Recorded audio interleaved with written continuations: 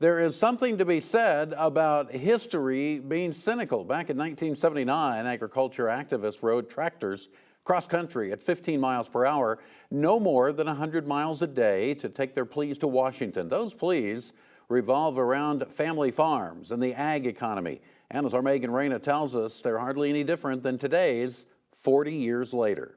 It's such a massive agricultural protest. Now you couldn't drive one tractor into Washington, D.C., let alone thousands from across the country. On display at the Bayer Museum of Agriculture, a glimpse into the fight for a profitable industry. We did not want corporations in some corporate boardroom making the decisions on what food we eat. We wanted families on the land producing the food.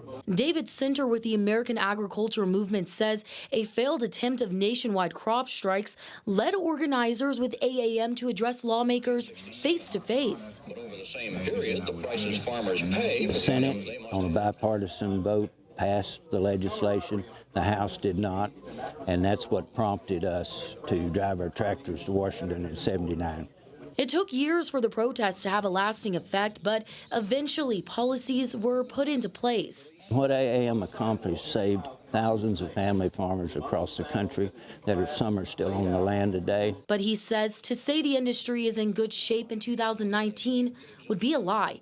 Sinter believes there's still ways to go. Farmers need a fair price, and that's what they need to survive. They don't need more checks. They don't need more subsidies. They need a fair price in the marketplace for what they produce. However, Sinter says the recently passed Farm Bill is a step in the right direction. But in order to see that impact, the government needs to reopen. With no end in sight, farmers remain on edge.